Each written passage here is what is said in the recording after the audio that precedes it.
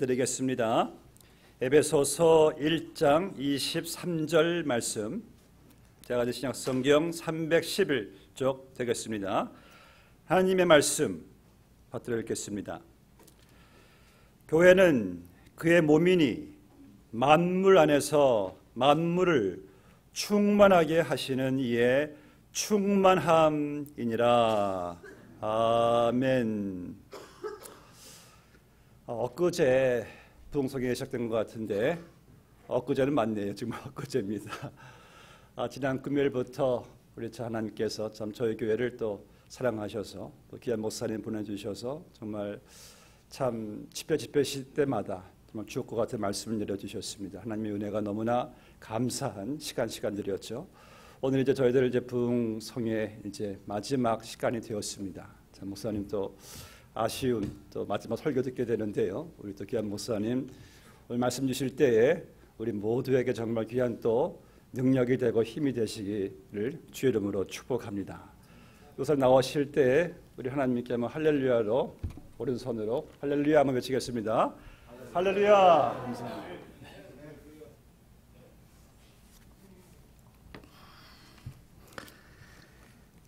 우리 한번 옆 사람들에게 축복하시면서 참 잘 오셨습니다. 주님의 이름으로 축복합니다. 주 안에서 사랑합니다. 우리 한번 인사들 좀 하시기 바랍니다. 사랑합니다. 축복합니다. 네, 너무 감사합니다. 어제 레던도 비치 조금 걸었는데 얼굴이 좀 탔죠. 그 김 목사님이 뭘 좀 바르고 오셨더라고요. 그래서 뭘 바르고 왔나 그랬더니 그 선텐 크림을 바르신 것 같아요. 예, 근데 저는 뭐 전혀 생각 안 하고 그저 뭐 이 정도 그랬는데 오늘 아침에 따끔따끔한 게 보니까 약간 좀 그죠? 예, 아이고 참. 여러분들은 아마 이곳에서 잘 지내셔서 그런지 뭐 그을린 분도 안 계시고 아주 그저 얼굴이 환하신 게 네, 그 비타민 D를 많이 드셔서 그런지 그렇게 피부도 좋아 보이시고 환해 보이시고 동부하고는 조금 좀 이렇게 수준이 조금 다른 것 같아요. 수준이 조금 높으신 것 같습니다, 여기가. 네. 네. 그런데 우리 예수 믿는 사람들은 어디서 살든지 예수 안에 사는 거, 주님 모시고 사는 게 천국인 줄을 믿습니다. 네, 우리 잠시 한번 기도하겠습니다. 아버지 하나님, 감사합니다. 오늘 하나님 은혜 가운데 2015년 4월 12일 주일 예배를 드리게 하시고 오늘 이 시간은 우리 인생 가운데 처음 있는 시간이요, 물리적으로도 처음 맞이하는 시간이요, 하나님께서 우리에게 카이로스의 의미와 축복을 부여하시기 위해서 주신 시간이요, 천국을 사모하는 시간이요, 천국을 음미하는 시간이요, 우리 가슴 속에 심어주신 하나님의 뜨거운 사랑, 십자가의 사랑을 느끼는 시간이요, 형제의 사랑을 나누는 시간이요, 세상의 시름과 세상의 환난을 이기는 시간이요, 슬픔이 화관으로 변하는 시간이요. 하나님 감사합니다. 어떤 환경 가운데 어떤 상황 속에 이곳에 나왔다 할지라도 우리를 부르신 분은 주님이신 줄을 믿고 주님만을 앙망하며 주님의 사랑을 뜨겁게 체험하는 이 시간 되도록 성령께서 불로 역사하여 주시옵소서. 우리의 만남이 영원한 만남이 되게끔 앞으로 남은 인생 동안 아무도 장담하지 못하지만 오직 주님께서 이 모든 것들을 합력하여 선을 이루시고 영광을 받아 주시옵소서. 모든 말씀 주님의 손에 의탁드리며 예수님의 이름으로 감사하며 기도하옵나이다. 아멘. 정말 무슨 말을 해야 될지 너무나 가슴이 벅차오르면서 그래도 짜임새 있게 꼭 해야 될 말씀, 요긴한 말씀을 복음을 바탕으로 성경 본문을 근거로 말씀을 해야 되는데 가슴이 벅차오릅니다. 어떤 분이 자기는 참 어렵고 힘들 때마다 이렇게 사진 한 장을 들여다보면서 그 어려움을 이긴다고 그래요. 사람들이 무슨 사진을 보는가 궁금했는데 바로 우리 집사람의 사진입니다. 그 부인은 복도 많다 이렇게 생각을 했는데 가만히 들어보니까 내가 이런 여자도 참았는데 이까짓 거 못 참느냐 이런 마음으로 사진을 들여다본다는 거예요. 그러니까 아마 그 부인도 아마 좀 이렇게 둘째가라면 서러운 분인가 봐요. 또 얼른 받아가지고 나도 어렵고 고통스러울 때마다 사진을 한 장 들여다본다고. 누군가 그랬더니 바로 이 사람입니다. 이 사람 사진을 내 지갑에 항상 들고 다니면서 어렵고 힘들 때마다 내가 들여다봅니다. 그러면서 생각하기를 내가 이런 사람도 사람을 만들었는데 이까짓 거 내가 못 참느냐 이러면서 참는다고 그래요. 우리 믿는 사람은 예수님을 보고 참아야죠. 아멘이세요? 네. 예수님만한 십자가만한 고통이 없는 거예요. 십자가만한 아픔이 없는 것입니다. 제가 플로리다의 홀리랜드라고 하는 예루살렘의 그 고도를 축소판으로 똑같이 예수님 당시하고 만들어 놓은 데를 우리 아이들 어렸을 때 가본 적이 있어요. 예수님이 비아 돌로로사 길을 빌라도의 재판정에서 시작해서 골고다 언덕까지 가셨는데 가시는 동안에 몇 번 쓰러지시고 넘어지셨는가? 14번을 쓰러지셨습니다. 5번째 넘어지셨을 때에 로마 병정이 도저히 예수님이 십자가를 더 이상 계속 지고 갈 수 없다고 하는 판단을 하고 구경하러 온 누굽니까? 구레네 시몬을 그저 차출해서 강제로 십자가를 지게 했습니다. 아마도 구레네 시몬의 마음속에 두려움과 함께 재수없다. 어떻게 나한테 이게 떨어졌나? 그 강제 차출은 불복종할 수도 없는 거예요.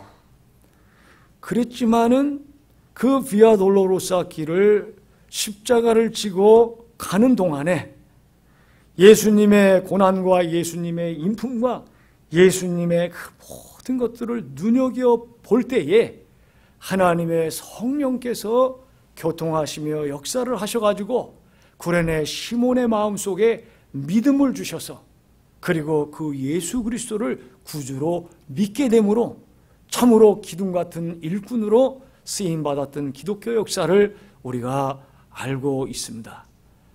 우리가 때로는 이 자리에 왜 앉아 있는가? 나는 왜 수많은 사람들 가운데 예수 믿고 선한 목자교회의 지체로서 하나님의 자녀로 예배를 드리고 있는가? 잘 모르는 분들도 계실 수 있고, 그리고 봉사하다 보면은 봉사의 일이 한 번 하는 건 쉽지만 계속 이렇게 하는 게 쉽지가 않아요. 찬양도 한두 번 하는 거는 쉬울 수 있어요. 그렇지만 계속 하는 거는 참 그 쉽지가 않습니다. 우리 찬양대원들 늘 우리가 격려해드리고, 지휘자도 우리가 격려해드리고, 참 그런 게 참 필요해요. 왜? 한두 번 하는 거는 그냥 그런 대로 할 수 있지만 계속 하는 거는요, 하나님 은혜가 있어야 되고요, 또 같은 그 은혜 받은 사람들이 격려하고 참 그럴 때에 잘 감당할 수 있는 거거든요. 네, 목회자도 격려가 필요한 사람입니다. 목회자는 사실 하나님이 주신 은혜와 사랑으로 성도들을 잘 돌보드리고 참 격려해드리고 응원하고 중보 기도하며 말씀으로 가르치고 양육하고 이런 사명을 받아서 살지만은 이 목회자들도 따지고 보면 사람이고 참 그 외롭고 힘든 그 위치에 있는 사람이 목회자예요. 저는 그런 거를 제 부목사 때 한번 경험을 해봤어요. 제가 그 교회에 부임을 해서 1년이 딱 된 날이었는데 새벽 기도를 마치고 담임 목사님하고 이렇게 딱 마주쳤어요. 그래가지고 인사를 굽벅하면서 목사님 오늘이 무슨 날인지 아세요? 그랬더니 이 목사님이 뭔 말이에요? 무슨 날이야 오늘이? 오늘이 제가 우리 교회 부임한 지 1년이 된 날입니다. 지난 1년 동안을 돌아보니까 너무 참 은혜가 많았고요. 목사님 너무 많이 참 사랑해 주셨고요. 너무 배운 게 많고요. 너무 감사해요.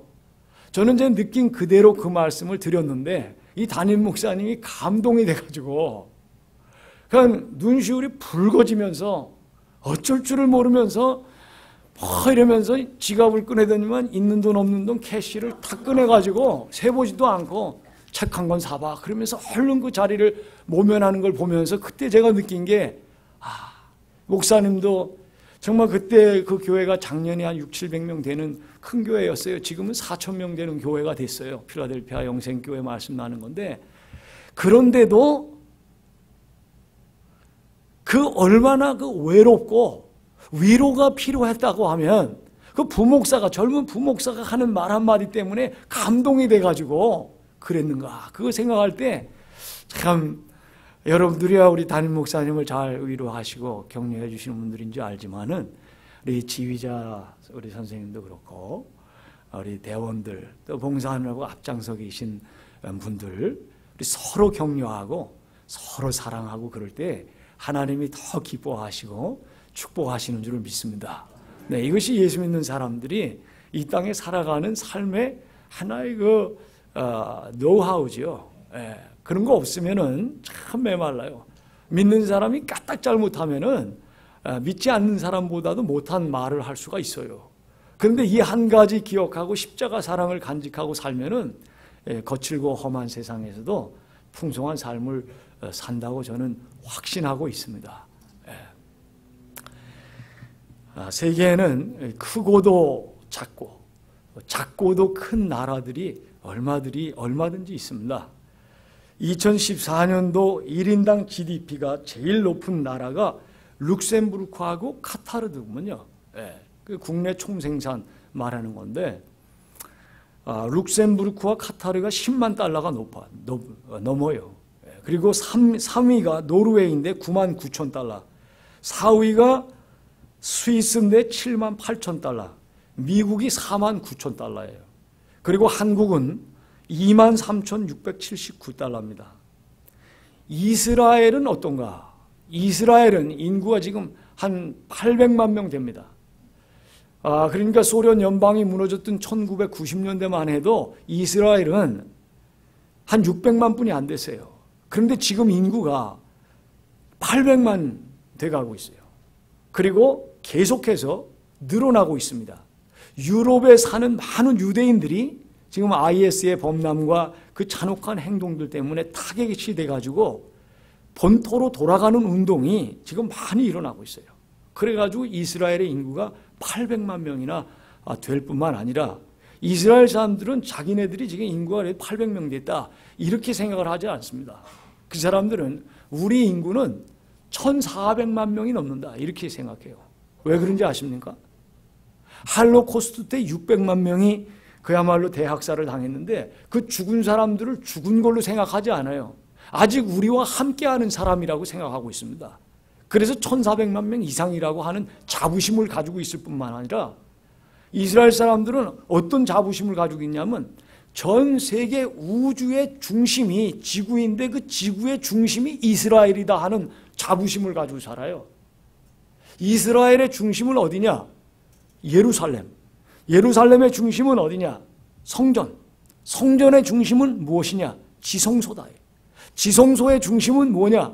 법궤다. 이러한 그 자부심을 가지고 살아요. 우리는 법궤가 있는 민족이다 이래요. 법궤가 무엇을 상징합니까? 법궤는 The Ark of the Covenant, 언약궤를 말하잖아요. 그 언약궤는 하나님의 언약, 하나님의 말씀을 상징하는 거거든요.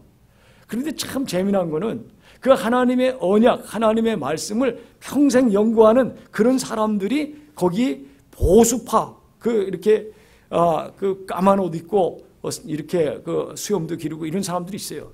그런 사람들을요, 나라에서 공무원처럼 다 먹고 살게끔 다 해줍니다. 그 사람들은 평생 성경만 연구하는 사람들이 구약 성경이죠, 물론.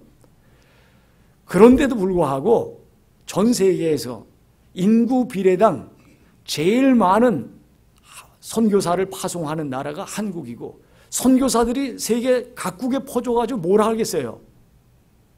성경 가르치는 거예요. 하나님 말씀 가르치는 거예요.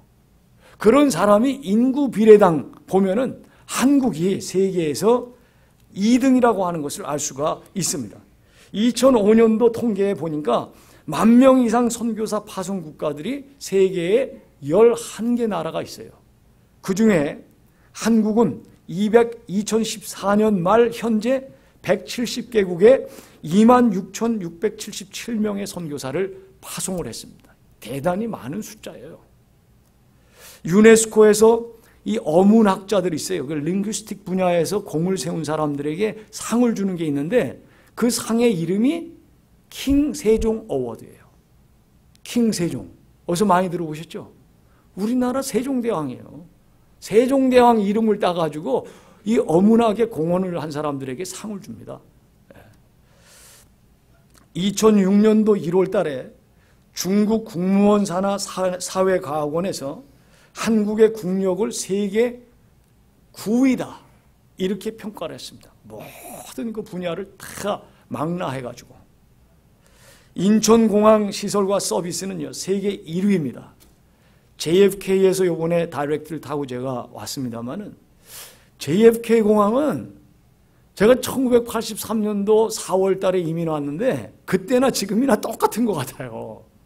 어쩌면 이렇게 어둑침침한 게 꽉 막힌 것 같고 그렇게 그 도로 진입로도 하나 아직까지도 공사 중인 것 같아요. 거기는 다 와가지고도 그 공사 중인 데 가가지고 항상 교통에 걸려가지고 쫓기고 그래요. 거기 좀 시원하게 말이죠. 진입로 좀 해놓을 수 없나 할 정도로 아직도 공사가 안 끝났어요. 뭔 공사를 도로 공사를 그렇게 오래 했는지. 근데 인천공항은 우리가 뭐 대부분 그 김포공항 통해서 이렇게 왔잖아요. 그래서 전망대에서 그렇게 안 보일 때까지 손을 흔들고 말이죠. 그래 그 안 보일 때까지 이렇게 내다보다가 이제 그 한반도가 이렇게 아주 조그매 데다가 이제 완전히 고공으로 가면 안 보이잖아요. 그때 그냥 눈물이 아주 그 찔끔 나더라고요. 이제 조국 대한민국을 내가 정말 떠나는구나. 언제 다시 올 수 있는가. 네. 그렇게들 다 우리 떠나오신 분들이죠. 그랬는데 이거 김포공항이 인천공항 되고 인천공항이 그렇게 멋있게 돼가지고 각 서비스 분야에서 1등 세계에서 말이죠. 얼마나 잘해놓는지. 세계 그리고 1975년 제22회 세계 기능 올림픽 대회 이후에 한 번 준우승한 거를 빼놓고는 내리 다 1등을 했습니다. 얼마나 기술이 좋고 하는지. 세계 그 과학자 경연대회에서도 고등학생들이 4명, 3명, 1, 2, 3등 쓸고 그래요. 예. 참 묘해요. 예. 올림픽에서 우리 9위를 차지하고 월드컵 4강도 했었고요. 지난 중국 아시안 게임에서 인도, 일본을 제치고 2위에 오르고 인천 아시안 게임에서도 종합 2위, 선박 기술도 세계 1위, 대형 유조선들 한국에서 만든 것들이에요. 예. 쇠빙선도 한국에서 만들고, 그리고 이 가스, 셰일 가스 같은 거, 천연 가스를 액화시켜 가지고 나르는 그런 LPG 선도 이 한국에서 만드는 거예요. 너무나 믿어지지 않아요. 세계 조선 강국이 대한민국이 되어버렸어요. 각종 군함, 이지스, 순양함, 잠수함까지 제조하고 수출하는 나라가 됐습니다. 전투기도 지금 수출하잖아요. 만들어서. 우리 사는 그 하버드에 유나이티드 테크놀로지라고 방위산업체가 있어요. 거기 블랙호크라고 하는 미국의 무시무시한 그 전투 그 헬리콥터 있잖아요. 그거 거기서 만들어요. 전투기 엔진 거기서 만들어요. 그 고급 인력들 다 PhD들이에요. 거기 한국 사람들 엄청나게 많습니다. 몇만 명 직원이에요. 거기에 한국 사람 고급 인력이 아주 많아요. 우리 교회에도 그런 분들이 많이 계세요. 휴대폰 기술이 세계 1위, 전 세계 점유율 40%. 반도체 메모리 분야, 삼성에서 주도하고 그러잖아요. 반도체 메모리 분야는 1등입니다. 세계에서. 따라올 데가 없어요. MP3 1위, 고속 전철 기술 세계 4위, 시속 300km 이상 고속철을 개발한 나라가요. 현재 일본, 프랑스, 독일, 그리고서 한국이에요. 지금은 이제 뭐 목포, 광주 이런 데까지 뚫렸잖아요. 그저께. 그 고속철 타고서 그냥 가는 거예요. 원자력 기술도 20개의 핵발전소를 보유하고 세계 5위의 원자력 강국으로 마음만 먹으면 6개월 내에 핵폭탄을 만들 수 있어요. 얼마 전에도 사우디아라비아에 소형 원자로 수출하고 핵발전소 만드는 그 수주 계약하고 왔잖아요. 박근혜 대통령이. 대단한 겁니다. 한국인 중에 PhD를 3개나 한 사람이 가지고 있는 사람, 일부 예배 때도 제가 말씀을 드렸습니다만은 참 묘해요. 제가 그분에게 어떻게 그 PhD를 받았냐고 한번 직접 물어본 적이 있어요. 근데 얘기를 들어보니까 이게 뭐든지 마음대로 되는 게 아니에요. 이분이 어느 날 약간 이 차관이 딱 됐는데 뭐냐 하면 날계란을 보고서 손을 뻗쳐서 잡았을 때 깨지지 않고 옮겨올 때의 뇌의 상태를 그거를 이제 이론화를 딱 한 거예요. 와, 그거 뭐 대단하더라고요. 보니까 그 아주 꼼꼼하게 따져야 돼요. 아주 엄청나게 아주 자세하게. 그런데 이분이 논문을 딱 썼어요. 그래서 디펜스를 하는 날 지도 교수가 심장마비로 죽은 거예요. 미네소타에서 눈이 너무 왔는데 눈 치우다가 지도 교수가 심장마비로 죽었어요. 그러니까 디펜스를 할 수 있어요, 없어요? 못하죠. 그때 이분이 친구가 있는 이 동부의 어느 도시로 내려오면서 한없이 울었다 그래요. 다 됐는데 지도 교수가 죽어가지고 이렇게 못했는데 아마도 내가 그 바벨탑을 쌓으려고 그러다가 하나님이 이렇게 하신 것이다. 그래가지고 자기 가는 길을 다 하나님 앞에 잘못한 거를 다 그냥 그 회개하면서 그렇게 왔다 그래요. 그리고 다 잊어버렸대요, 자기는. 그래서 한 지역교회에서 집사로서 충성을 다하는 거예요. 그러니까 머리가 좋으니까 이 돈 버는 방법도 조금 다르게 이 돈을 벌더라고요, 보니까. 이게 미국에는 스포츠 문화가 많이 발달해 있잖아요. 그 스포츠 문화하고 접목을 시켜가지고 무슨 로고를 만들어낸다든가 무슨 레지스터를 한다든가 무슨 옷을 한다든가 뭐 어떤 이런 거에 법적으로 파고 들어가가지고 그 한두 건만 따면 이게 몇 천만 달러가 되는 거예요. 그거 말 들어보니까 대단해요. 그러면서 그러한 잡을 자기 스스로 만들어서 하면서 집사 생활을 충성되이 하던 어느 날 17년 후에 전화가 왔다는 거예요. 미스터 창이요? 예, 그렇습니다. 여기 미네소타 대학인데 언제까지 학위를 안 받아갈 거요? 그러더래요. 그래서 다 잊어버렸는데 뭐 받으러 오래니까 간 거죠. 갔더니만 바이오 엔지니어링에서 그거를 자기가 한 건데 거기서 하나 PhD를 주고 그리고 메디컬 그 메디신 디파트먼트에서도 하나를 주고 그래서 한꺼번에 한 논문으로 2개를 받은 거예요. PhD를. 그리고 그 논문이 학술지에 실리다 보니까 여기저기서 스카우트 제의가 오는 거예요. 프린스턴에서도 오고 하버드에서도 오고. 그래서 하버드에 간 거예요. 이번에 교수로. 그래서 하버드에서 메타 에틱스를 공부해가지고 PhD를 하나 더 받았어요. 그러니까 한 사람이 3개를 가지고 있으니까 사람들의 관심의 대상이 되는 거예요. 이번에. 그런데 1.5세거든요. 발음이 영어 발음이 이게 1.5세다 보니까 네이티브 발음이 안 나오는 거예요. 그래서 부담이 좀 되는데 그래도 그걸 놓고 기도를 하는데 어느 강의 시간에 이 발음이 말이죠. 네이티브 발음으로 막 나오기 시작하더래요. 그래가지고 성공적으로 강의를 하고 교수 생활을 이렇게 하고 있는 그런 분이 계세요. 그래서 그분은 그 박사들 또 박사 공부하는 사람들 이런 사람들에게 접근해서 성경 공부 그룹을 만들고 그 사람들을 데리고 단기 선교를 가요. 오늘도 보니까 하이디로 12명을 데리고 떠나더라고요. 일주일 치과 이게 다 해가지고 거기 단기 오늘 떠난다고 기도해달라고 왔어요. 카톡으로. 얼마나 자랑스러운지 말이죠. 한국 사람으로서. 휴먼 로봇 기술 세계 4위입니다. 4위. 인터넷 기술 1위, 자동차 생산 순위가 6위, 군사력을 보니까 영국의 왕립학술 합동군사연구소 RUSI라고 하는 데서 발표했는데 세계 150개국 중에서 세계 6위가 대한민국이다. 미국, 중국, 러시아, 프랑스, 영국 그 다음이 대한민국이래요. 그만큼 군사력이 그렇게 높아졌어요. 1960년도 국민소득이 79불이었잖아요. 그리고 국제시장 보신 분들 여기 계시잖아요. 저도 참 그거 보면서 많이 울었어요. 처음부터 끝까지 울었어요. 저는 그런 생각도 못하고 그 추우니까 그냥 이 목도리만 이렇게 하고 잠바 입고 갔다가 눈물이 나오기 시작하는데요. 뭐 닦을 게 있어야지 막. 그 목도리 가지고 계속 울면서 왔어요. 끝까지. 끝나고 나서도 자리에서 일어서질 못하겠더라고요. 그게 우리 집안 얘기예요. 그리고 우리 어르신들, 우리 부모님들 이야기예요.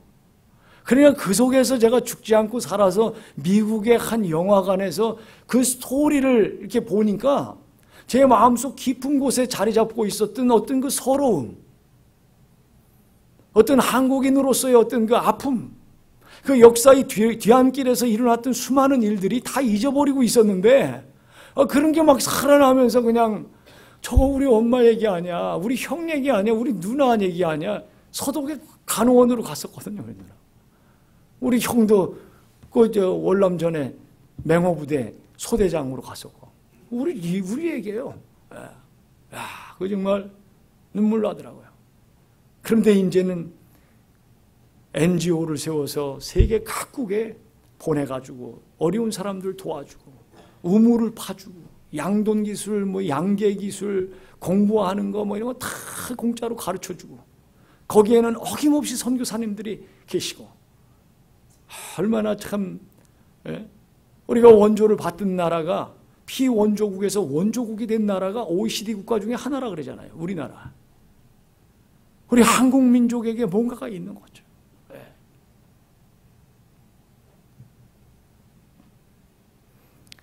네팔의 1인당 GDP가요 459달러라고 그래요. 지금 우리나라는 OECD 국가 중에서 외국인 노동자들이 제일 많이 와 있는 나라가 대한민국이에요. 약 150만 명입니다. 150만 명이면 제가 살고 있는 커네티컷 주에 350만 명뿐이 안 되거든요. 제가 살고 있는 주가. 그러면 여기가 얼마입니까? 퍼센티지로 따지면 엄청나게 많은 사람들이 대한민국에 와서 일을 하고 있어요. 왜 그러는지 아세요?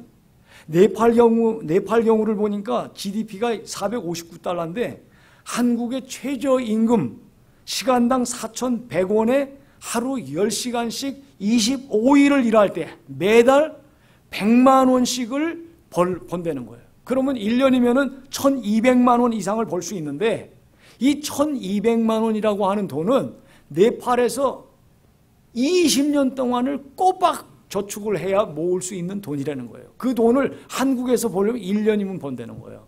그러니까 죽기 아니면 살기로 한국에 외국인 노동자들이 와서 일을 하려고 그러는 거예요.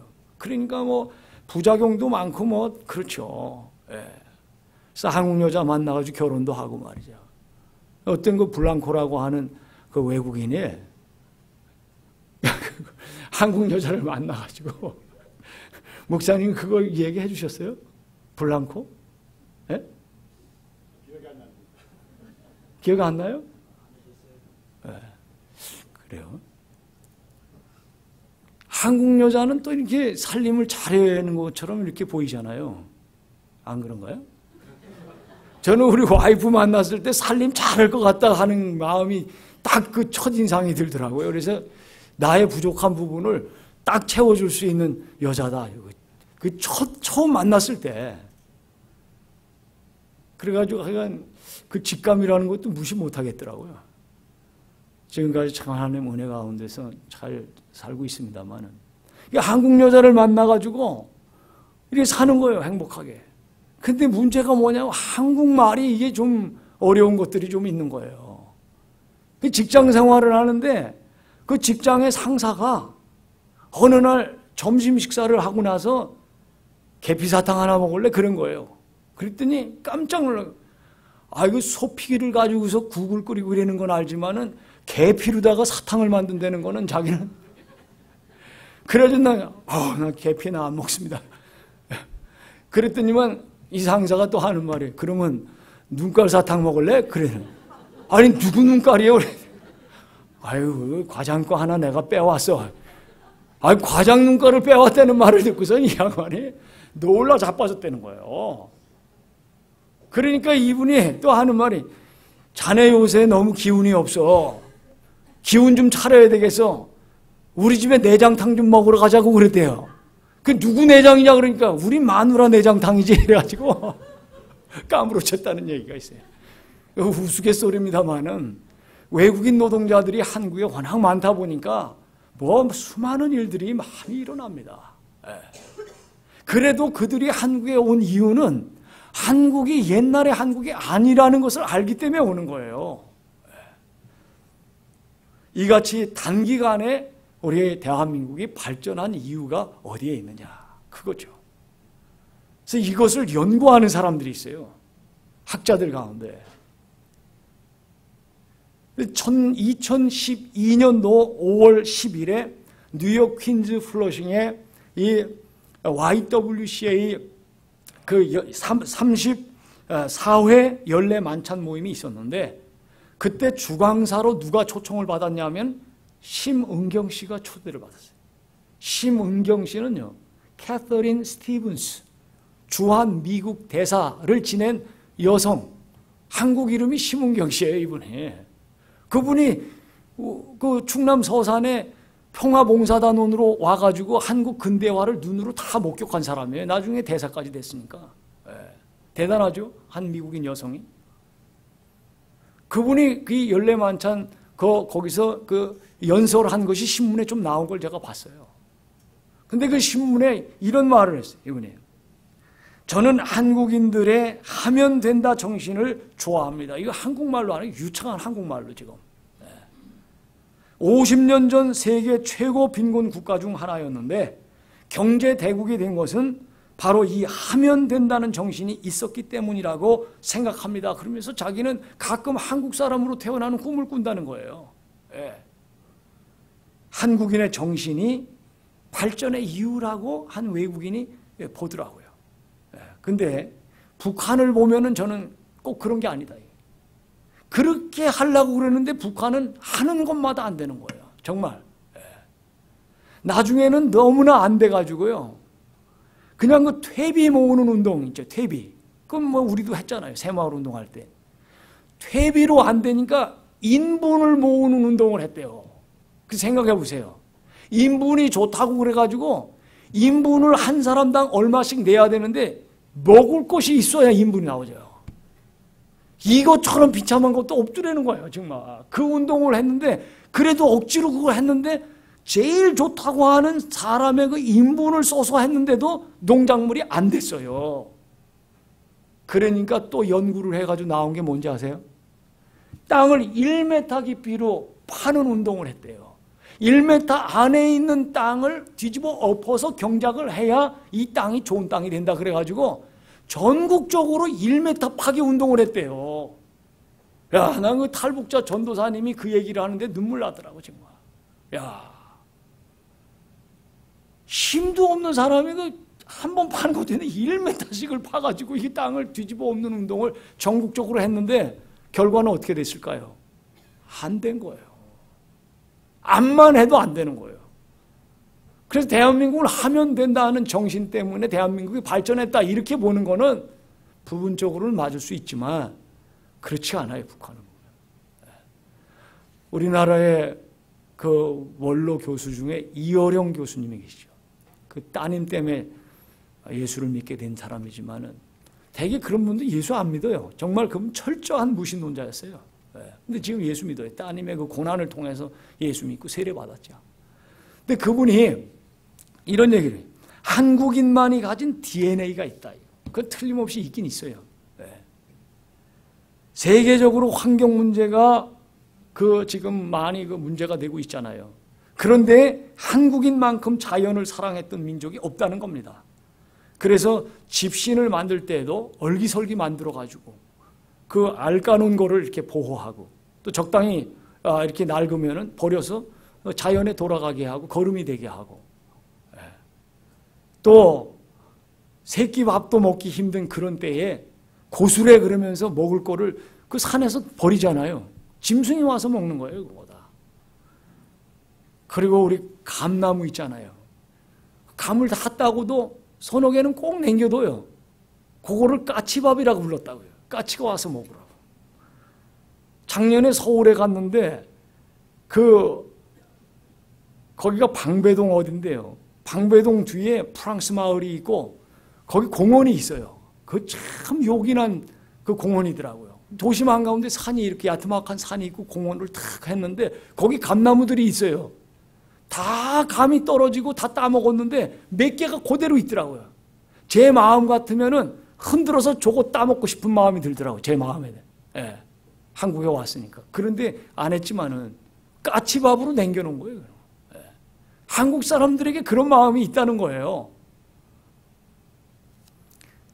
88년도에 우리 88 올림픽을 서울에서 했습니다만 그 88 올림픽 시작하기 직전에 대한민국의 소매치기 전국 총회가 인천에서 열렸대요.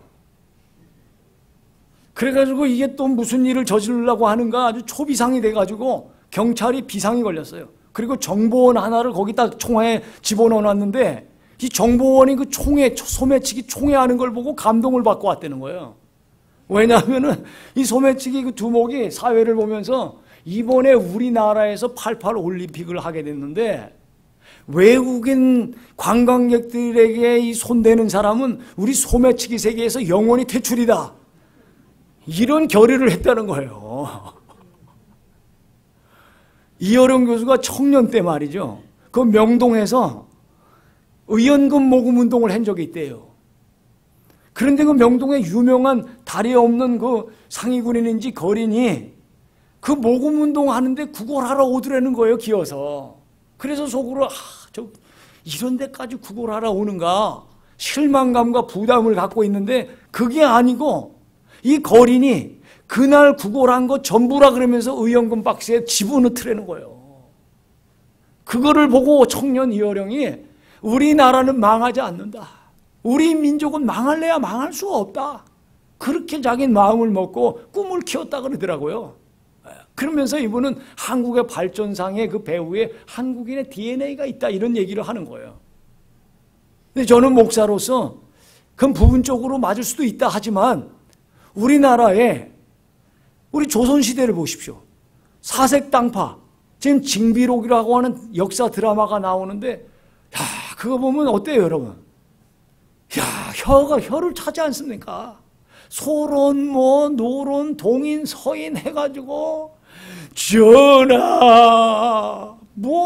이래다가 죽여 주옵소서. 정말 그게 우리 조상이었어요. 한번 소론, 노론, 무슨 동인, 서인, 북인, 남인 갈라졌다가 하면은요 그냥 끝까지 물러서지를 않고 결국은 난리가 터지니까 임진왜란이 나니까 그때서는 할 말이 없으니까 양쪽에서 전하 죽여 주옵소서. 다 죽으면 어떡하라는 얘기예요. 정말 그 한숨이 나올 정도더라고요. 우리 한민족의 DNA만 가지고 있었을 때는요 사색당파와 무지와 미신과 가난에 찌들을 수밖에 없었어요. 그런데 그 나라에 복음의 빛이 비추기 시작했다 이겁니다. 그래서 저는 단기간에 한국이 발전하게 된 데에는 하나님의 이 섭리론적인 면이 있다. 섭리. 하나님의 그 섭리가 계시다는 거예요. 섭리. 그 섭리 속에서 하나님이 하셨는데 그 하나님이 하시는 일에 우리 한국 사람이 동원이 됐어요. 부름을 받았다.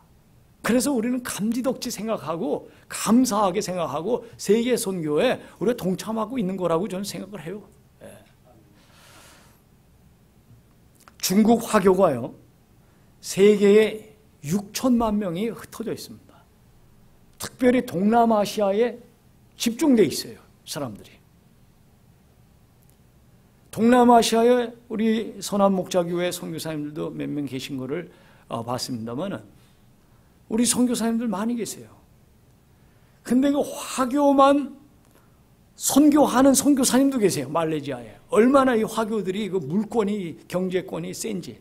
인도네시아도 가보니까 물권은 화교들이 다 가지고 있어요. 비즈니스를 다 장악하고 있어요.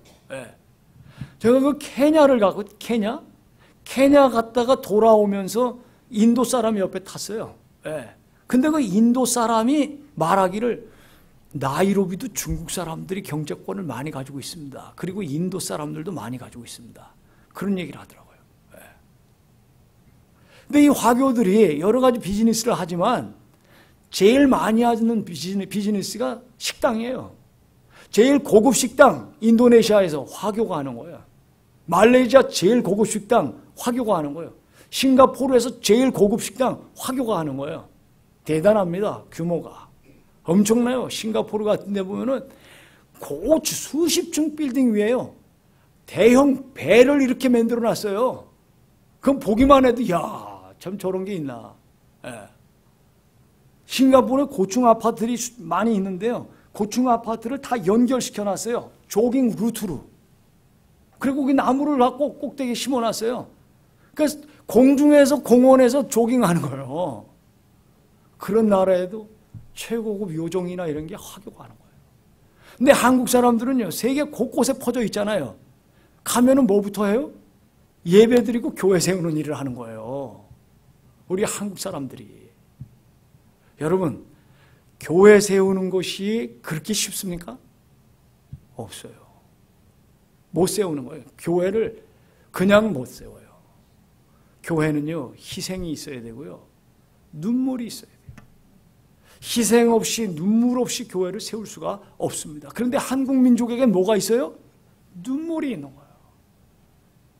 하나님은 우리 민족에게 많은 자산을 주셨지만 그 중에 제일 큰 자산이 사랑, 눈물, 정 이런 게 있어요. 정말 그래요. 우리는. 처음에 만났을 때는 어색하고 좀 그런 게 있다가 식사 한번 하고 나고 뭐 대화하다 보면은 형제가 돼버려요. 우리. 어때요 좀? 저하고도 좀 그런 것 같죠? 이 끈끈한 정이라는 게 있어요. 우리 한국 사람들은. 외국 사람들이 볼 때 이해를 못해요. 코리아는 왜 그러나. 징하다 말이야. 징하게 달라붙는다. 그런 게 있는 거예요. 근데 눈물이 바탕이 된 거예요, 그게. 화양감리교회 최의승 장로님의 간증 테이프를 제 친구 목사님이 줘가지고 들어봤어요. 정말 고난을 엄청나게 겪었더라고요. 그런데도 이분의 목표는 사업이 목표가 아니라 교회를 100개 세우는 게 이분의 목표예요. 그 교회 100개 세우면 이분이 무슨 돈이 떨어집니까? 아니에요. 자기는 자기 몸을 바쳐서 그렇게 하겠다는 거예요. 자기 평생에. 조용기 목사님 말도 많고 막 그러지만요. 우리 그분의 희생에 대해서 한국교회에 끼친 어떤 영향에 대해서 무시하면 안 돼요. 그분의 목표는요. 500개 교회를 세우는 게 목표래요. 300개 교회를 세웠어요. 여러분, 제가 말을 너무 쉽게 하는 것 같죠? 선한 목자 교회가 태어나서 지금까지 13년, 14년 오시는 동안 어때요? 쉬웠어요? 한 교회가 제대로 세워져서 건강하게 성장해서 예수님의 사명을 감당하기까지는요, 수많은 희생과 눈물이 거기 있는 거예요. 눈물이 있는 민족은 망하지 않습니다. 눈물의 자식은 망하는 법이 없다 그랬잖아요. 암브로스 목사님이 모니카에게 방탕한 아들을 위해서 기도해달라고 그런 부탁을 할 때에 눈물로 기도하는 모습, 열심으로 봉사하고 구제하는 그 모습을 보면서 그 암브로스 목사님이 눈물의 자식은 망하는 법이 없습니다. 결국은 그 눈물의 기도를 하나님이 들어주셔서 어거스틴이 결국 회심을 한 33살에 세례를 받았어요. 약 1000여 권의 저서를 남겼습니다. 그 눈물이 있어요. 눈물의 민족은 망하지 않는다. 눈물의 자식은 망하는 법이 없다. 여러분들이 자식들에게 유산을 남겨주실 생각을 하지 마세요. 감히 말씀드리고 싶은 거는 눈물을 남겨주시기 바랍니다. 우리 엄마는, 우리 아빠는 나를 위해서, 우리를 위해서 눈물로 기도하셨던 분이다. 이 건물은요, $100만 유산보다 귀한 거예요. 그게 정말 그렇습니다. 그거 없이 유산을 남겨주죠. 그 유산 때문에 화가 돼요. 자식들이 싸움하는 거예요. 싸움하는 거예요. 그걸 너무나도 우린 많이 봤어요. 눈물이 있는 사람, 살아있는 사람이에요. 죽은 사람은 눈물이 없는 거예요. 시카고의 뉴 라이프 교회에 제가 집회를 간 적이 있어요. 2012년 4월 달 요쯤 때네요. 그 교회 갔다가 제가 깜짝 놀랐어요. 저하고 동갑내기 목사예요. 근데 교회 목표가 100만 교회 세우기예요. 그래서 내가 속으로 우리도 선교를 많이 하고 25% 예산을 선교에 이렇게 드리고 그러지만은 이거 글쎄 난 30% 올라가는 것도 힘든데 100만 교회를 세우는 게 교회 목표라고 한다면은 도대체 교회 예산의 몇 %를 해야 되는가? 좀 과장이 심한 게 아니냐는 이런 생각을 했어요. 그런데도 처음 강사로 가서 그런 거를 이슈로 얘기할 수가 있어요? 그냥 집회를 다 끝냈습니다. 그리고 끝나고서 정말 넥타이 풀고 저고리 벗고 팔에 탁 걸치고서 그 시카고에 그 호수를 낀 큰 공원이 있어요. 한 바퀴 도는데 2시간이에요. 석양이 뉘어지고 그 호수로 새들이 날아들고 노루가 뛰어다니고 그랬는데 집회를 다 끝나니까 교역자들이 긴장이 풀리니까 그냥 어린 시절 얘기부터 시작해갖고 누가 먼저랄 것도 없이 막 얘기하는 거예요. 자기 아버지가 목사인데 너무 고생하는 걸 봐가지고 자기는 하나님을 안 믿을 뿐만 아니라 하나님께 대항하면서 살았대요.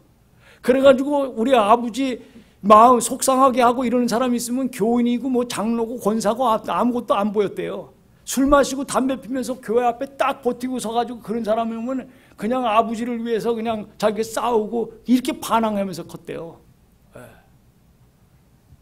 그랬는데 자기가 결혼하고 그것도 이제 큰 백화점집 딸하고 결혼을 해가지고 이제 사위가 이제 이거를 맡을 거다. 이래가지고 경제학 박사 공부시켜준다고 미국에 왔는데 첫 아들을 낳았는데 이 첫 아들이 이 뇌에 무슨 모르다가 사경을 헤매게 된 거예요. 그 사람은요, 자기 자식이 죽어가려고 그럴 때는요, 뭐든지 못할 일이 없게 되는 거예요. 비로소 그 시점에서 회개가 나오더래요. 하나님, 잘못했습니다. 제가 어떻게 살아온 거를 주님은 다 아시죠. 이 아들만 살려주시면 제가 뭐든지 하겠습니다. 이런 기도가 저절로 나오더래요. 그랬는데 가망에 없는 시점에서 이 화색이 돌면서 살아났대요. 그래가지고 하나님이 자기의 기도를 응답해 주시고 자기 회개를 받아주셨다고, 자기 죄를 용서해 주셨다고 믿고서 1년 동안을 울면서 신학 공부를 했다 그래요. 그래가지고 자기가 목사가 돼가지고 100만 교회 세우는 거를 하나님 앞에 약속하고 했는데, 너 그거 불가능한 거 아니냐? 불가능한 거 아니냐? 그랬더니 꼭 불가능한 것만은 아니에요. 2만 교회를 세웠어요. 그러더라고요. 인도 뭐 어디 해가지고요. 엄청나게 그 교회에서 하는 거예요. 눈물 없이 교회 세울 수가 없습니다. 죽은 사람은 눈물이 없어요. 살아있는 사람에게만 눈물이 있는 줄로 믿습니다. 그래서 여기 보니까 교회는 그리스도의 몸이다. 교회는 그의 몸이니 만물 안에서 만물을 충만하게 하시는 자의 충만이라. 이렇게 말씀을 하는 거예요. 시체를 몸이라고 그러질 않습니다. 죽었기 때문에. 살아있는 유기체, 생명체를 가리킬 때만 몸이라고 그러는 거예요. 그래서 교회는 그의 몸이니, 문맥에 보면 그리스도의 몸이라는 걸 알 수 있어요. 그리스도의 몸은 바울 신학에 있어서 교회의 다른 말이에요. 교회는 그리스도의 몸이요, 만물 안에서, 우리 사람들을 다 포함해서 만물 안에서 만물을 충만하게 하시는 자의 충만이 교회다 이거예요. 저는 허무를 체험해 봤어요. 정말 허무의 끝은요, 죽음뿐이 없어요. 허무의 끝은 절망입니다. 절망의 끝은 죽음이에요. 예. 그 자살하는 사람이 왜 자살하는지 아세요? 나름대로 확신이 있어서 죽는 거예요. 무슨 확신일까요? 절망에 대한 확신이에요. 예. 절망하니까 끝이라고 생각하는 거예요. 그런 인생이 지금 하나님의 말씀을 선포하는 사람이 됐어요.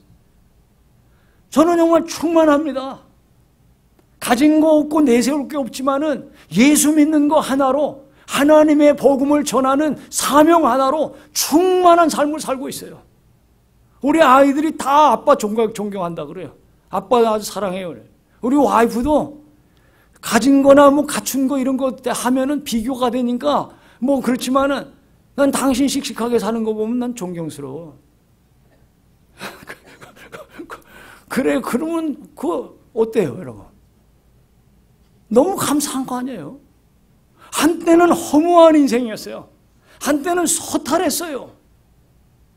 그런데 하나님의 은혜를 받고 보니까, 하나님의 그 예수 그리스도의 십자가 보혈로 죄사함을 받고 중생의 체험을 하고 하나님을 위해서 사는 길을 가다 보니까 이 허탈하고 허무한 인생이 충만한 인생으로, 소망이 가득한 인생으로 하나님이 바꿔주시더라는 거예요. 할렐루야. 네. 우리 예수 믿는 사람들의 축복이죠.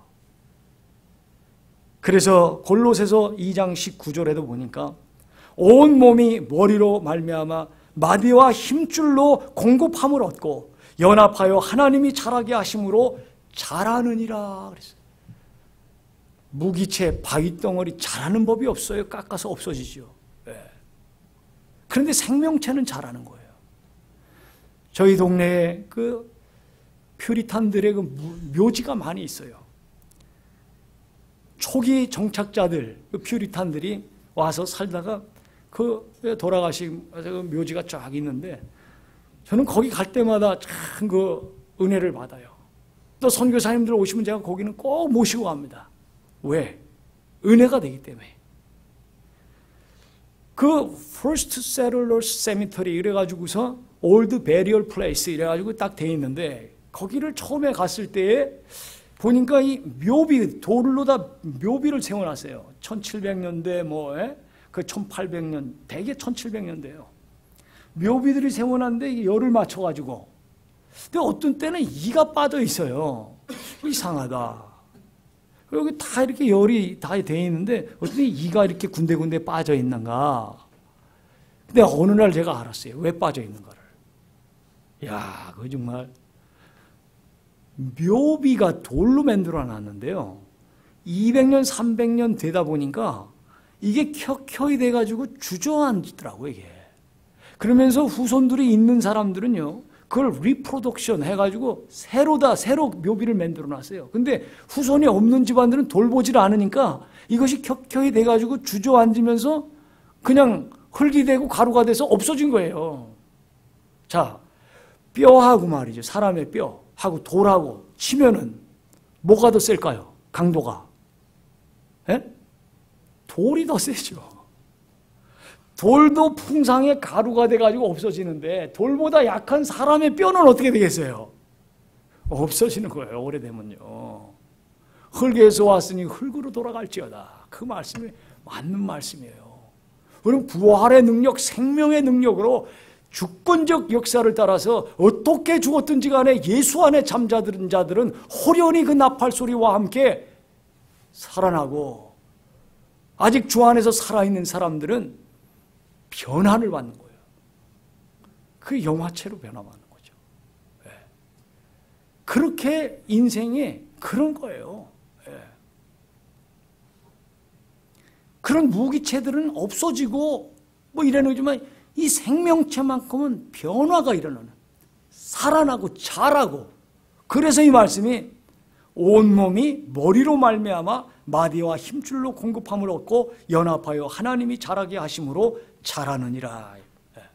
이 교회는 하나님의 생명체고 만물 안에서 만물을 충만케 하시는 자의 충만입니다. 이 충만하다 요 동사를 찾아보니까 feel이라는 말로 돼요. feel. 그죠? fill out, fill up 해라. 그런데 요거를 더 연구해 보니까 이 말의 원뜻이 말이죠. 이런 거예요. 복중의 태아가 복중에 있을 때는 영양분을 어디로 공급받습니까? 탯줄로 공급을 받는 거예요. 탯줄. 예. 그리고 출산을 하게 되면 탯줄을 계속 붙여놔요. 어떻게 해요? 잘라야만 되는 거예요. 자른 다음에 어때요? 거꾸로 들고 볼기짝을 빡 치면은 응아 하고 울면은 이제 정상이다, 살았다 이러는 거예요. 그렇게 하는데도 울지를 않고 숨을 안 쉬면 어때요? 사산이 되는 거예요.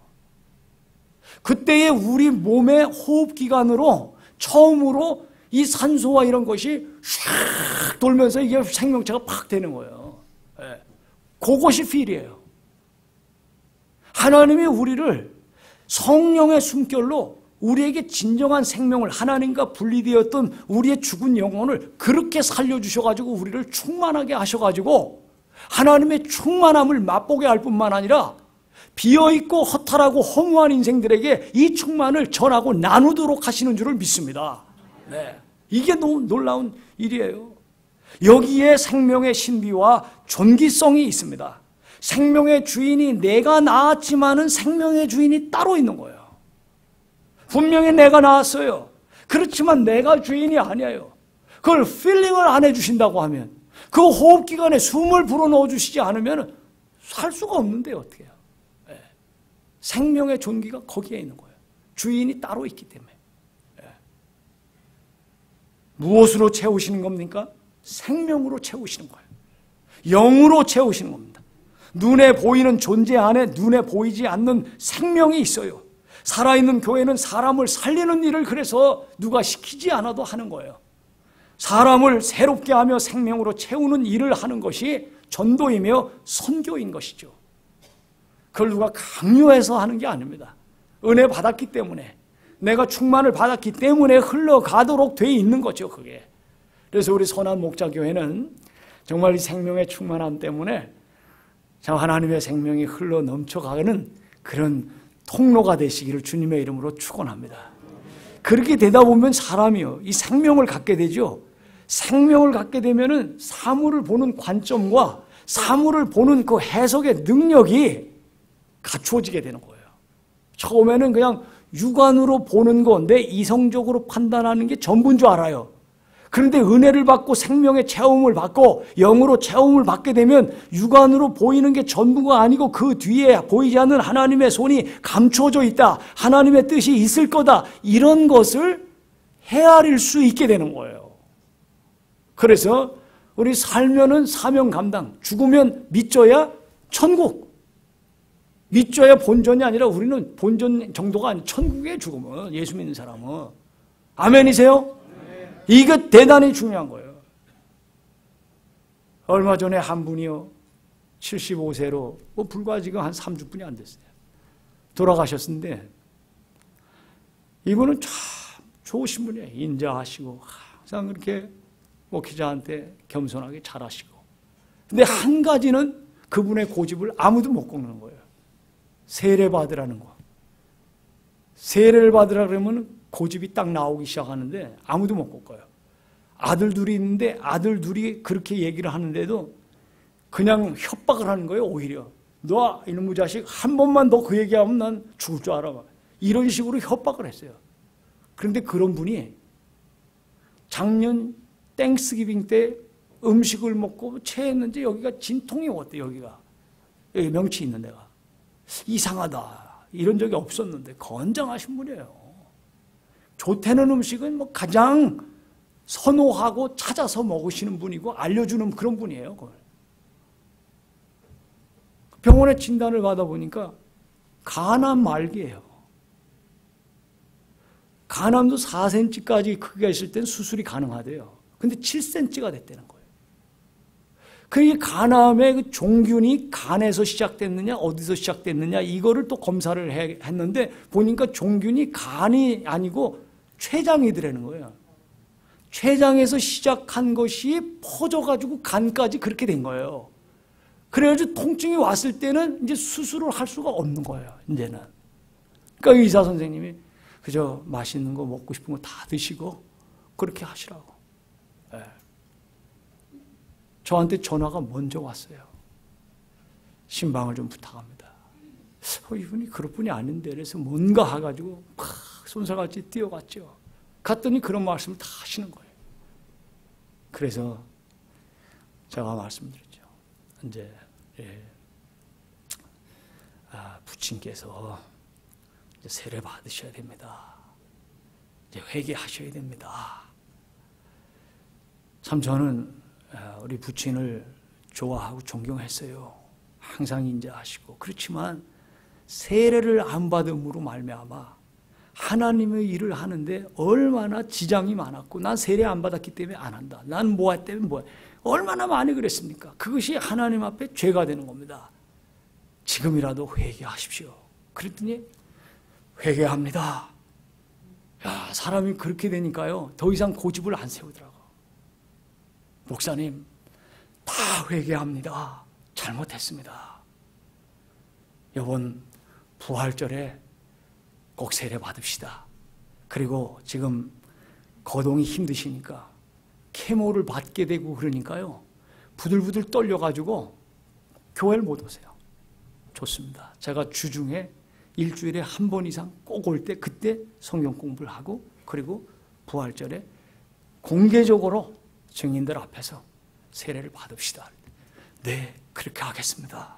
그래가지고 제가 몇 주 동안을 갔어요. 근데 어느 날 가서 보니까 이 얼굴빛이 급격히 안 좋아지면서 그 직감이라는 게 있어요. 목회자의 직감. 이게 부활절까지 못 가겠구나. 야, 그거 정말. 그래서 제가 2주를 땡겼어요. 2주. 그 부친께서 부활절에 하시면 좋겠지만 제가 볼 때는 2주 땡겨서 하는 게 좋겠습니다. 그냥 댁에서 해도 좋겠습니다. 가족 친지들만 하고 원하시는 교인들 불러가지고. 그렇게 하겠습니다. 그래요. 그래도 걸어 다니시고 그랬거든요. 그래가지고 세례를 했어요. 그러면서 세례 받은 게 너무 감격이 돼가지고 이제 남은 인생이 얼마일지 모르지만 나는 바로 신앙생활을 하겠습니다. 정말 이런 다짐을 하고 그 자리에 온 사람들에게 일일이 고맙다고 악수를 하고 이렇게 했는데 그 세례를 받고 목요일 저녁에 전화가 왔어요. 한 밤 10시쯤. 목사님, 여기 어딘데 빨리 오셔야 되겠습니다. 숨소리가 좀 이상합니다. 그래가지고 밤 10시 넘어서 난 자야 되는데 초저녁잠이 많아가지고 그래도 그런 얘기 들으니까 그냥 정신이 번쩍 나는 거예요. 그래가지고 막 가보니까 숨소리가 낮에만 해도 괜찮았는데 저녁에 갑자기 거칠어지기 시작했다는 거예요. 그래가지고 제가 가만히 가가지고 눈을 이렇게 떴는데 사람을 잘 못 알아봐요. 귀는 들리는 것 같아요. 반응을 조금 하는데 정상적으로 대화를 못 하는 거예요, 벌써. 그래서 제가 손을 가만히 만져보니까 차가워요, 벌써. 그리고 여기, 요 인중이 있는데 여기를 딱 대보니까 여기가 체온이 끝까지 유지된대요. 근데 여기를 대보니까 차가워지고 있어요. 그래서 속으로 몇 시간 안 남았구나. 제가 딱 했어요. 그렇게 하고 밤 12시 15분에 돌아가시더라고요. 눈 뜬 채로. 눈 감을 힘도 없어지는 거예요, 마지막에는. 그래서 그 큰아들이 눈을 감겨드리고 우리 임종 예배하고 2시간 이상을 찬송했습니다. 그래서 그 가족들이 우리 아버지는 그래도 복도 많으시다. 마지막에 찬송을 계속 들으면서 임종 예배도 하고 돌아가신 다음에도 또 예배를 드리고 그래서 결국은 참 부활절 못 보시고 가셨습니다만 금방이에요, 사람이요. 그분 선배들이 나래비로 있어요, 우리 교회에요. 92세 되신 분도 있고요. 83세, 80 몇 세 다 있는데 그런 분들 건강하게 있는데 75세 자기 가장 건강하다고 생각했는데 그분이 그렇게 가시더라고요. 우리 장례를 장담 못해요. 그렇기 때문에 지금 살아있고 의식이 있을 때 사랑하시기 바랍니다. 살아있고 거동하실 수 있을 때 봉사하시기 바랍니다. 그때 여러분들이 선한 말을 하셔야 돼요. 사랑의 말을 하고 감사의 말을 하셔야 돼요. 그것이 다 씨가 되는 거예요. 그 뿌린 씨앗이 언젠가는 싹을 내는 거예요. 제가 어떤 그 삶의 해석에 대한 이야기를 하다가 이 얘기가 나왔습니다만은 그런 순간이 되니까 확 바뀌더라고요. 잘못했습니다. 회개합니다. 개떡같이 말해도 찰떡같이 알아듣는다는 말이 있어요. 참 좋은 말이에요. 그죠? 개떡도 배고플 때 먹어봐요. 얼마나 맛있는지. 이게 쑥이 지금 막 나올 텐데, 우리 동부에는요. 하여간 요번 쑥은 하여간 최고. 하여간. 그렇게 혹한과 삭풍과 폭설과 아주 한 3, 4개월 동안 죽는 줄 알았어요. 예배도 못 드리고 어느 주일에는. 예배 캔슬, 눈이 너무 와가지고. 그걸 다 이기고 이제 새싹이 나오는 거니까 냉이니 뭐 이런 것들. 얼마나 좋겠어요, 그거. 개떡같이 말해도 찰떡같이 알아듣는 말이에요. 어느 조폭 출신의 목사님이요. 은혜를 받아가지고 목사가 됐는데 가끔 가다가 어느 순간에 자기도 모르는 사이에 옛날 습관이 나오는 거예요. 말이 거칠게 나오는 거죠. 한 집사님이 교회를 나와야 되는데 그 주일에 교회를 안 나온 거예요. 어디 갔다는 거예요. 그 말을 듣고 이 목사님이 순간적으로 입에서 무슨 말이 나왔냐면 다리몽댕이나 부러져라 이렇게 얘기 나온 거예요. 아무도 없는 줄 알고선 그 얘기를 했는데 어떤 교인이 저 뒤에서 들었어요. 그래서 이 목사님 마음이 아이고 큰일 났구나. 교회 또 시험이 오겠구나. 떠나겠구나. 그 얘기를 전하면은 이런 생각을 했는데 아닌 게 아니라 주중에 그 놀러 갔던 집사님 부부가 선물 보따리를 싸가지고 왔다는 거예요. 아이고 작별 인사하러 와는구나. 이랬는데 그분이 하는 말이 목사님 감사합니다. 우리 지난주에 이만저만해서 못 나왔는데 우리 가정을 위해서 특별히 축복을 해주셨다면서요. 그랬다는 거예요. 무슨 뜻입니까? 그 다리몽댕이 들은 그 교인이 말을 그렇게 전한 게 아니고 목사님이 장당이들 가정 특별히 축복해 주시더라고. 그렇게 전한 거예요. 그러니까 이분들이 고마워가지고 선물까지 사온 거예요. 여러분, 어느 목회자가 교인을 저주하겠습니까? 어느 목회자가 아무리 화가 난다 그래도 교인을 저주하는 말을 하겠어요. 다리몽댕이나 부러져라 이게 얼마나 기쁜 사랑에서 얼마나 기대감이 많았으면 그 기대감에 실망이 올 때 사랑이 그렇게 표현될 거였어요. 근데 그게 믿음이 없으면 그렇게 해석할 수도 없어요. 다리 몽둥이 부러진 거를 말이죠. 한마디 더 보태가지고 전해준다고 믿음이 없으면요. 다리 몽둥이 가다가 교통사고 나라고 말이에요. 그랬다고까지 엉뚱한 말을 할 수가 있어요, 사람이요. 근데 믿음이 있으면은요, 그런 말도 해석이 가능해가지고 특별히 축복해 주시더라고. 할렐루야. 우리 선한목자교회 성도님들은 이러한 생명과 영으로 충만하기 때문에 이러한 것까지 해석의 능력을 갖추고 축복의 통로들이 다 되시기를 주님의 이름으로 축원합니다. 네. 제가 설교를 좀 정리를 해야 되겠습니다. 그리스도는 교회의 머리시고 몸이세요. 그래서 사울이 교회를 핍박하였지만은 예수님은 내가 왜 교회를 핍박하느냐 이렇게 말씀하지는 않으셨어요. Why are you persecuting me? 그랬습니다. 너는 왜 나를 핍박하느냐. 네. 주여 뉘시니까 그러니까 나는 내가 핍박하는 예수니라 이렇게 말씀하셔요. 그 주님의 몸은 거룩하시기 때문에 거룩하신 몸을 함부로 손을 댈 수가 없는 거죠. 믿음으로 충만하고 영으로 충만하고 생명으로 충만한 사람이 그리스도의 몸된 교회를 알아보는 거예요. 그게 없으면 알아보질 못하기 때문에 거룩하신 몸인데도 불구하고 그거를 모르고 함부로 손을 대요. 그것이 계속되다 보면 어느 순간에 심판으로 나타날 수 있어요. 그렇지만 그것을 알고 선을 쌓다 보면은 그것이 축복으로 나타나게 되는 거예요. 네. 아까 제가 말씀드린 그 PhD 3개 가지고 있는 분이 얼마나 겸손한지 몰라요. 그분도 보면 아버님이 장로님이고 어머님이 권사님이에요. 평생 교회를 위해서 눈물로 섬긴 분이에요. 그 부모님이. 제가 알아요, 서울에. 네. 그 아들에게 하나님이 은혜를 베풀어 주시는데 그 하버드에서 강의실에서 강의를 막 이렇게 하다 보니까 자기도 모르게 지저스 예수님이 나를 여기까지 인도하셨다 뭐 이런 말도 하고 막 그랬나 봐요. 그러니까 어느 날 사무실에 앉아 있는데 노크가 나요. 노크. 그래서 가보니까 아니 여러분이가 아프리칸 흑인 학생이 온 거예요. 닥터 창 강의할 때 지저스 그러는데 왜 그러십니까? 지저스에 대해서 더 들려주실 수 있습니까? 옳거니 해가지고 복음을 전했어요. 그래서 교수실에서 회개시키고 무릎을 꿇고 예수를 영접해서 크리스찬이 됐어요. 이 아프리카 학생이. 이 아프리카 학생이 일어나더니만 하는 말이 닥터 창 사람 죽인 사람도 예수 믿으면 용서받아요. 아, 그렇지. 성경에도 사람 죽인 사람이 예수 믿는 사람이 있어. 그러니까 많이 죽인 사람도 용서받아요. 예. 얼마나 죽었는데? 10만 명이요.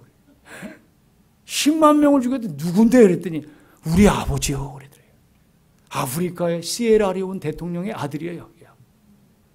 그래가지고 자기 정적들을 10만 명을 죽였대요. 재임 기간 동안에. 그런데 선거 기간이 다가오고 있기 때문에 이번에 선거에서 떨어질 가능성이 100%래요. 그러고 되면 자기네가 이제 다 지금 죽게 생겼다는 거예요. 그래서 우리 아버지도 좀 전도해달라고 부탁을 하더래요. 그래서 하여간 긴 이야기를 줄여서 그해 연말에 크리스마스 때 갔다는 겁니다. 이 아들의 안내로. 갔더니 정말 그 대통령이와 내각의 모든 사람들이 다 사색이 되어 있더래요. 선거에서 져가지고 이제 죽을 날 남은 거예요. 그런데 그때 복음을 전하니까 예수를 믿게 되고 예수를 믿고 충만하게 될 때에 하나님께서 기적을 베풀어 주시는데 프랑스 파리로 망명길을 열어주셔가지고 대통령이야 내각들이 다 프랑스로 망명을 가서 파리에 그 이민교회, 아프리카 이민교회를 세워가지고 목회를 하게 됐다는 거예요. 사랑하는 성도 여러분, 이 교회가 그리스도의 몸이라고 하는 것은요, 교회는 살아있는 생명체라고 하는 것이고요, 거룩한 몸이라는 뜻이 되고요, 기적의 원천이라는 뜻이 되는 거예요. 기적은 어느 날 하늘에서 그냥 뚝 떨어지는 게 아니고요, 하나님의 몸된 교회가 생명체이고 거룩하신 몸이기 때문에 그 머리 대신 그리스도의 지시와 명령과 그 섭리를 따라서 움직이게 될 때에 자연적으로는 이해가 되지 않지만은 초자연적으로 하나님께서 역사하셔서 베푸시는 것이 바로 기적이라는 거예요.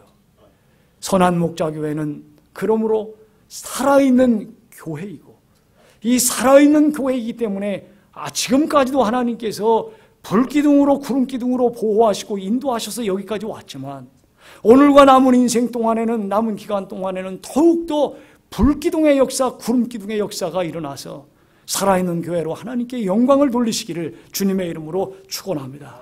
네. 자, 우리 한번 나는 그 예수님 사랑합니다 그 찬양이죠. 그것 좀 한번 인도해 주실래요? 여기가 나오셔서. 우리 목사님 한번 손잡고 한번. 그럼 사랑합니다 그거 있잖아요. 그 우리 너무 아까 간절하게 막 하시는데 감동이 되죠. 네. 자, 한번 그 자리에서 한번 일어나셔서 하겠습니다. 네. 진심으로.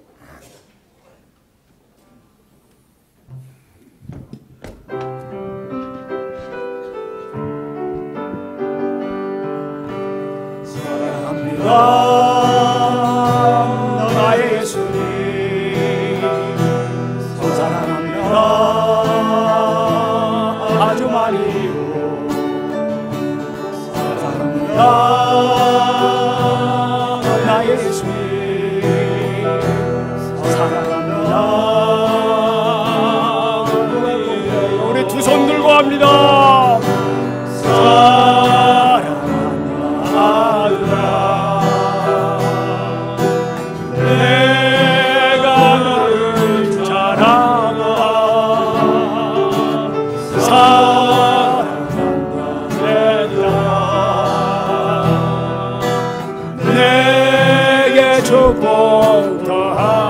사랑합니다 나의 예수님, 사랑합니다 나의 예수님,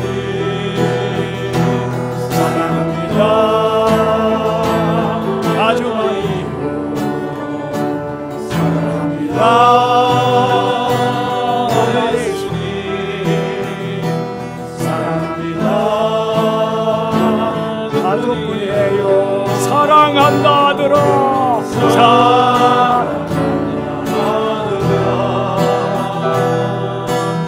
내가 너를 잘한다. 사랑한다 내 떠나 내게 축복 더하노라. 네, 하나님이 여러분을 사랑하시는 것을 믿으십니까? 여러분도 하나님을 사랑하시는 것을 아멘 하십니까?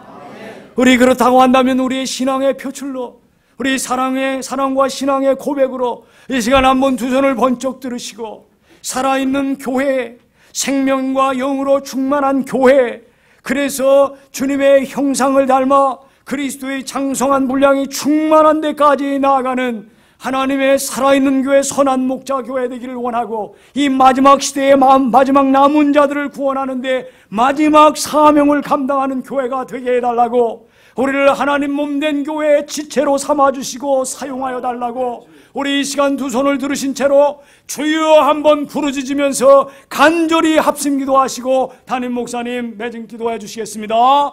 주여! 하나님 아버지,